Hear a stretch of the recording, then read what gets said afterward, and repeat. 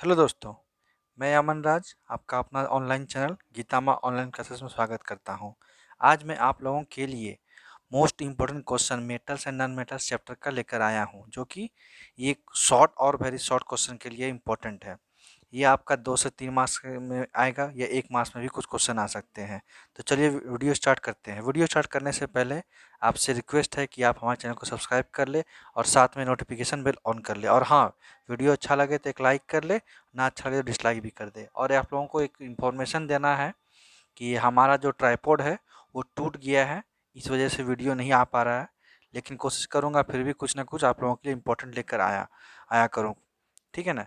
Tripod का दे दिया हूँ ऑर्डर, कुछ दिन में वो आ जाएंगे, तो फिर आप लोग का वीडियो कंटिन्यू रहेंगे। चलिए वीडियो स्टार्ट करते हैं। चलिए, आज का क्वेश्चन है give an example of a metal which is a liquid at room temperature. मतलब ऐसा मेटल का नाम बताइए जो कि लिक्विड होता है रूम टेम्परेचर में, can be easily cut with a knife. वैसा मेटल का नाम बताइए जो कि नाइफ से आसानी से कट जाए। Is the best conductor of heat. ऐसा मेटल का नाम बताइए जो कि हीट के लिए बेस्ट कंडक्टर है। दूसरा कि ये पुअर कंडक्टर ऑफ हीट, मतलब पुअर कंडक्टर है हीट के लिए, वैसा मेटल का नाम बताइए। तो चलिए सबसे पहले देखते हैं क्या है। मेटल लिक्विड जो टेम्परेचर में, जो रूम टेम्परेचर जो लिक्विड फॉर्म में रहता है उसको क्या बोलते हैं? मरकरी बोलते हैं। और जो इजिली कट हो जाता है उसको सोडियम बोलते हैं। और जो बेस्ट कंडक्टर है उसको सिल्वर बोलते हैं। और जो पुअर कंडक्टर है उसको मरकरी और लीड बोलते हैं। या फिर आप कुछ कुछ भी बोल सकते हैं, पुअर कंडक्टर बहुत सारा है। ठीक है। अब देखिए, metal that exist in liquid state at room temperature is mercury. मतलब ऐसा मेटल जो लिक्विड रूम टेम्परेचर में एग्जिस्ट करता है और वो लिक्विड फॉर्म में, उसको बोलते हैं mercury. Metal that can be easily cut with a knife. मतलब वैसा मेटल जो कि नाइफ से कट जाए उसको सोडियम बोलते हैं। अब metal that is a best conductor of heat, इसको सिल्वर बोलते हैं।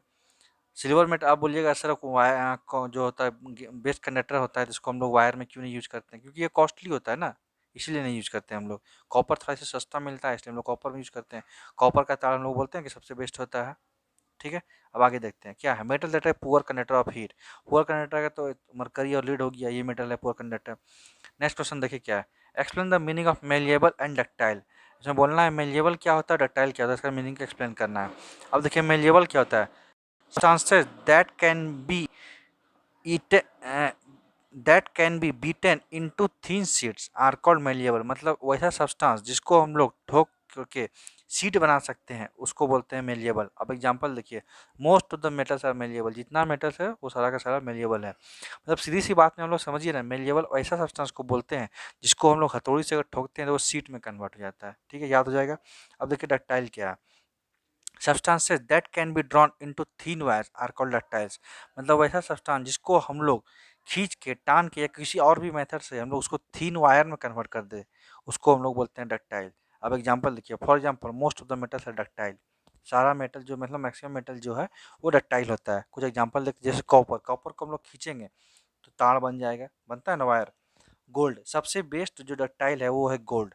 गोल्ड का बहुत ही छोटा सा, मतलब बहुत ही कम क्वांटिटी का गोल्ड, 1 ग्राम 2 ग्राम का लीजिएगा, उसको बहुत लंबा तक हम लोग खींच सकते हैं। इसलिए गोल्ड एक एग्जाम्पल है, सबसे बेस्ट एग्जाम्पल इसका। चलिए अब नेक्स्ट नेक्स्ट क्वेश्चन देखते हैं। Define the following terms. क्या है? माइनरल्स। माइनरल को डिफाइन करना है, और को डिफाइन करना है, गैंग गैंग को डिफाइन करना है। तो माइनरल्स क्या होता है? माइनरल देखते हैं, most of the element occur in nature as in combined state as minerals. मतलब जो मैक्सिमम एलिमेंट्स होता है वो नेचर में पाया जाता है किस फॉर्म में? तो कॉम्बाइंड फॉर्म्स में पाया जाता है, उसी को बोलते हैं minerals. This chemical composition of mineral is fixed. ये जो केमिकल कंपोजिशन होता है मिनरल का वो फिक्स्ड रेशियो में होता है, मतलब फिक्स्ड क्वांटिटी में। अगर ये 2 चीज़ है तो वो 3 होगा। ऐसा नहीं कि ये चीज़ मिलेगा तो वो 4 होगा, कहीं तो नहीं, वो क्वांटिटी में मतलब जो होता है वो फिक्स है। और क्या होता है? From which made extracted source. मतलब हम लोग मेटल्स आसानी से निकल।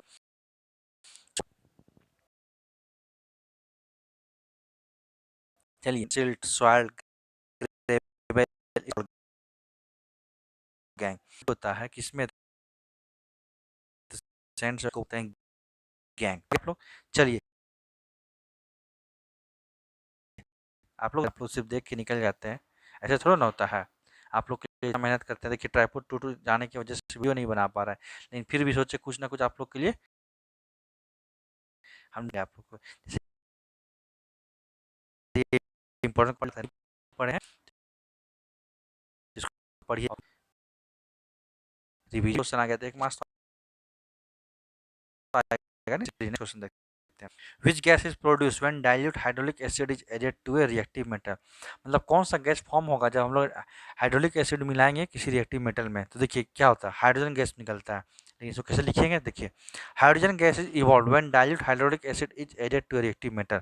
मतलब ये हुआ कि हाइड्रोजन गैस निकलेगा जब डाइल्यूट हाइड्रोलिक एसिड को रिएक्ट करेंगे या मिलाएंगे मेटल के साथ, रिएक्टिव मेटल। ठीक है, अब नेक्स्ट क्वेश्चन देखिए।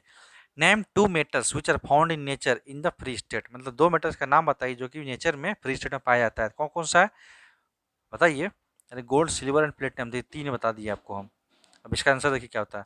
The metals at the bottom of the reactivity series are mostly found in free state. मतलब बोल रहा है ना कि वैसा मेटल जो कि रिएक्टिविटी सीरीज जो होता है ना, आप लोग पढ़े होंगे बुक में, नहीं तो वो भी आप लोग को दिखा देंगे, बोलिएगा तो कमेंट करके बता दीजिएगा, जरूरत है तो हम दिखा देंगे। वो सीरीज जो होता है उसमें जो सबसे नीचे पाया जाता है वो फ्री स्टेट में पाया जाता है। तो देखिए इसमें कौन कौन सा है, गोल्ड है, सिल्वर है, प्लेटिनम है।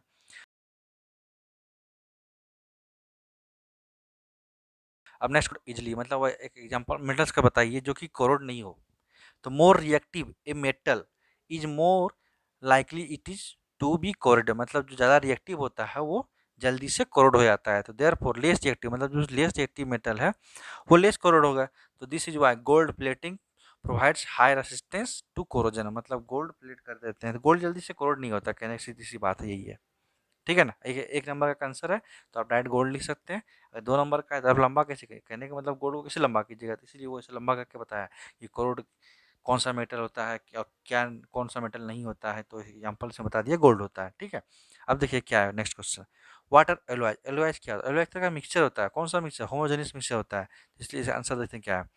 Always are a homogeneous mixture of two or more elements. The elements could be two metals or a metals and a non-metals. मतलब बोल रहा है ना, एलोआई जो होता है होमोजेनियस मिक्सचर होता है किसका, दो और दो से मोर ज्यादा, मतलब दो और दो से ज्यादा एलिमेंट्स का। एलिमेंट्स कुड बी टू, मतलब एलिमेंट्स जो है दो हो सकता है मेटल, या तो एक मेटल एक नॉन मेटल भी हो सकता है। And alloy is found by first melting the metal and then dissolving the other elements in it. मतलब बोल रहा है ना, एलोआई जो है सबसे पहले उसको हम लोग मेल्ट करते हैं मेटल में और उसके बाद फिर डिजॉल्व कर देते हैं एलिमेंट में। ठीक है, for example steel is an alloy of iron and carbon. मतलब जो स्टील है वो किसका किसका एलोआ है, आयरन और कार्बन का। मतलब दो मिक्स देखिए, दो ये दो से ज़्यादा का मिक्सचर को, सीधी सी बात है, एलोआ इस तरह का मिक्सचर है। कौन सा, तो होमोजेनियस मिक्सचर है। एक नंबर करेगा तो इतना सा लिख देना है, ज़्यादा दो नंबर करेगा तो एग्जाम्पल दे देना है, ये सब चीज़ बता देना है। ठीक है, अब नेक्स्ट क्वेश्चन देखिए क्या है। State two ways to prevent the rusting of iron. मतलब दो तरीका बताइए जिससे कि हम लोग आयरन का रस्टिंग को प्रिवेंट कर सकते हैं, मतलब बचा सकते हैं आयरन को रस्टिंग होने से। तो क्या है सबसे आसान तरीका, क्या है, या तो उसमें ऑयल पेंट कर लगा दीजिए, ऑयल लगा दीजिए, ग्रीस लगा दीजिए तो आयरन नहीं रस्ट होगा, या नहीं तो पेंट कर दीजिए। हम लोग जो जनरली घर सब में ग्रिल वगैरह होता है उसको पेंट करते हैं, क्यों, प्रिवेंट रस्टिंग होने से। रस्टिंग से प्रिवेंट करने के लिए ना पेंट करते हैं भाई, बताइए। चलिए इसका आंसर देखते हैं। Two ways to prevent the rusting of iron are, क्या है, ऑयलिंग, ग्रेसिंग और painting. By applying oil, grease और paint the surface become water proof and the moisture and oxygen present in the air can not come into direct contact with iron, hence rusting is prevented. इसमें बोले ना oil और Greece और paint को करने से क्या होता है ना, एक वाटर प्रूफ का लेयर बन जाता है और मॉइस्चर और ऑक्सीजन से भी वो बचाता है। क्या सीधी सी बात है, रस्ट कब होता है, जब वाटर का प्रेजेंस हो, मतलब मॉइस्चर फॉर्म में, या फिर वाटर हो और एयर हो, तो ये दोनों के होने से ही क्या कहते हैं आपका रस्टिंग होगा। सिर्फ वाटर हो तो भी रस्टिंग नहीं होगा, सिर्फ एयर हो तो भी रस्टिंग नहीं होगा। तो अगर इससे हम प्रिवेंट कर लेंगे तो हमारा रस्टिंग नहीं होगा, यही बताया। अब देखिए नेक्स्ट प्रोसेस क्या है, गैल्वेनाइजेशन। गैल्वेनाइजेशन है, iron article is coated with a layer of zinc metal. मतलब आयरन पार्टिकल्स जो भी होता है, आयरन आर्टिकल्स चाहे गेट हो, फाटक हो, कुछ भी लोहा का चीज़ हो, अगर उसके ऊपर हम लोग जिंक मेटल का एक लेयर चढ़ा देंगे तो ये भी रस्टिंग होने से बचाएगा। और इस प्रोसेस को हम लोग कहते हैं galvanization, which prevents the iron to come in contact with oxygen and moisture. मतलब ये बोल रहे हैं ना, आयरन और मॉइस्चर जो ऑक्सीजन इसको प्रिवेंट करता है कोटिंग चढ़ने से, है रस्टिंग इज प्रिवेंटेड। सीधी सी बात है ना, मतलब वो ऐसा कुछ भी हम लोग कर सकते हैं जो मॉइस्चर और ऑक्सीजन के कॉन्टेक्ट से आयरन को दूर करे। सीधी सी बात है, ये सिंपल सा एक वर्ड में ये कह सकते हैं हम लोग। ठीक है, अब नेक्स्ट क्वेश्चन देखते हैं क्या है। वाई सोडियम कैप्ट इमर्ज इन केरोसिन ऑयल। मतलब सोडियम को जो है हम लोग केरोसिन ऑयल में क्यों रखते हैं। अब सोडियम और क्या चीज़ है, ये एक ऐसा मेटल है जिसको हम लोग नाइफ से काट सकते हैं, चाकू से इसको काट सकते हैं, और इसको हम लोग केरोसिन में रखते हैं। क्यों, ये हाईली रिएक्टिव मेटल्स और वेरी रिएक्टिव मेटल्स नन जो मेटल है और ये एयर, इसलिए इसको kerosene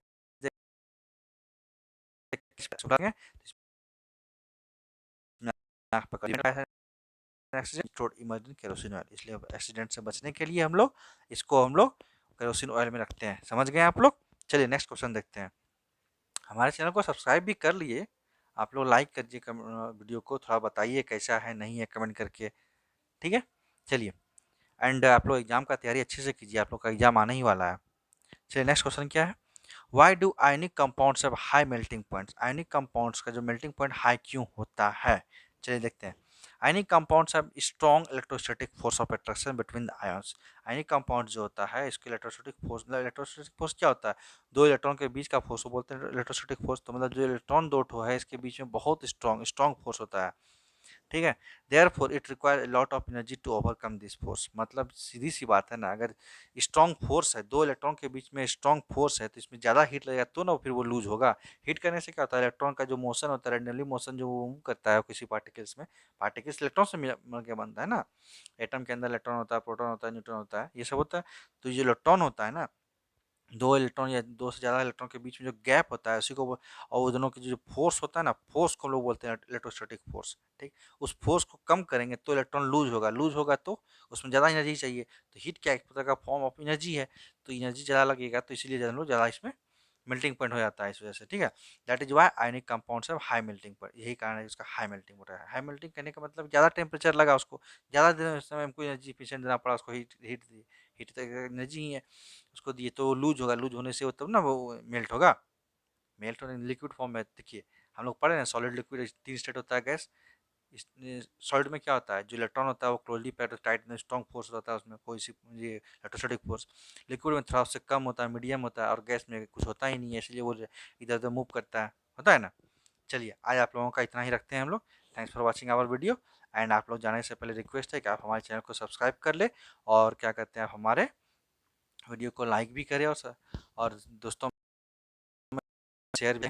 next topic next question लेके आएंगे आप लोग के पास, और जल्दी से कोशिश कर रहे हैं कि आप लोग का वीडियो हम कंटिन्यू कर सके। फिर मिलते हैं। Thank you. जय हिंद, जय भारत।